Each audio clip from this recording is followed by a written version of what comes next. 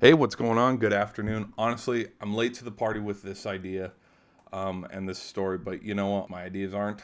I've been kind of sitting on this one for a little bit, but I'm going to just kind of give my insights and my opinions about the new coaching hire. There's been a lot of buzz in college basketball recently with, Coach Rick Petino getting hired on as the new St. John's head coach. And truthfully, honestly, I do not care. I'm not a fan of his personally, where it's like, oh, boy, the Coach Rick, there we go. Um, I don't look at him like how I'd look at, Coach Krzyzewski or Roy Williams, Jay Wright. Gosh, who are some other really good coaches? Um, oh, I forgot his name off the top of my head. Um, it's fine. It's fine. No worries about it. That's St. Peter's coach. I can't remember his name.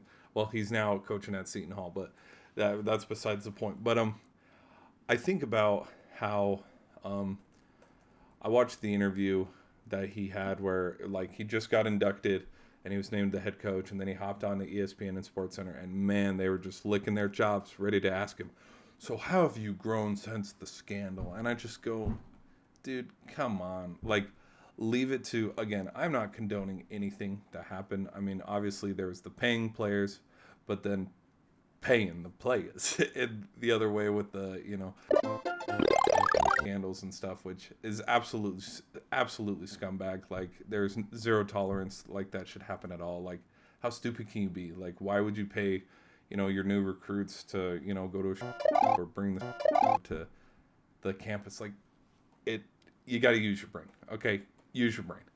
But like, just, I think it's so funny to watch scandals because some coaches are so stupid when it comes to that. Like, that one Tennessee head coach or assistant a few years back for the football team who put money into a McDonald's bag and then gave it to one of his players and got caught. It's like, how stupid can you be? Like, come on, man. And again, I'm not condoning anything, and I'm not supporting Louisville at all and saying like, oh, they're fine. What they were doing was fine. Because no, it wasn't. The thing that I can't turn a blind eye to, and why I kind of want to make this video for a little rant, is to just go, how ironic is it after ESPN and SportsCenter dig up old laundry to ask him like, how has he changed? How has he been? It's like, nobody cares. Nobody knew that, I didn't know until I looked up on it. Nobody knew he went out of the country and coached out of the country for a few years. Nobody's been following up on him when he went to Iona or anything. Like, just the recent buzz is so funny because it's like, dude hasn't even been in the limelight. Like, what, like, who cares? Who cares? Now, if he retired, whatever. He retired, but he didn't. He got hired on. And I'm not saying St. John's automatically going to be one of the top contenders. No, there's still a lot of teams in the way, even in the Big East, like Marquette.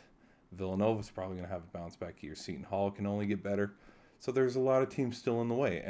But back to the point about, leave it to the NCAA to turn a blind eye and have double standards, is the thing that amazes me is on the money side, on the money aspect of this, and why they vacated the title, is anybody and everybody who has watched college basketball know the shady reality of boosters and the recruiting process and how it's a war. Everybody knows it who watches it, whether they watch it day to day or they're a casual fan like myself, where they know that it's one of the shadiest businesses in sports America right now. And for them to just be like, no, this ain't real, come on, and, put cupcakes and butterflies and be like, no, we're the cleanest league in the... Come on. And, like, I seriously, genuinely think that if Ohio State or Akron could have paid LeBron James enough money to go play for them, he definitely would have played some college ball. They probably would have went back-to-back champs just because of how good he was out of high school, and they would have won some natties and 2 more rings on that 4-ring career of his. But it just, the NBA was offering more money, so he went. And I really think that players have always been paid, whether it's oh, we bought a car for you, or oh, don't worry, we'll worry about housing and stuff. And it's always been there. So for them to be like, oh, not in our league, but then now where the NIL is a thing, and yes, a lot of stuff with the legislation and rules and laws have had to be passed for it to get to this moment in time. But it's just crazy to think that if you said this back in the early 2000s and the 2010s, you know, when Joakim Noah in Florida was going back to back, and Kentucky with Anthony Davis, and, you know, Louisville when they won it, and Villanova when they started to win their first few national championships. It's like, if you went back then and you told them how much money they were making nowadays with NIL, oh, we would faint. We would absolutely just roll over and go, oh my gosh, are you kidding me? Because it is absurd. Like, to hear rumors of how much some of these athletes are getting paid when they haven't even taken a snap under center, or they haven't even shot an official basket on a court. Yeah, it is absolutely, it's ridiculous, man. It's crazy. Am I just? Hell yeah. What is considered scandal back in the day because players are getting paid, but mandatory now to even compete to win a title. Like, you know, yeah, St. John's is going to have a lot of NIL money because they got to compete in the Big East. Tom Izzo made a joke about, you know, one of his players buying him a piece of pizza with his NIL money. Wholesome comment, and it was funny. But it's like, for it to be scandalous but then mandatory nowadays, it just shows the double standards of the NCAA. And hopefully they can clean that up, and they can make it right. They can make it right. And, you know, I'm not saying that I support Coach Rick.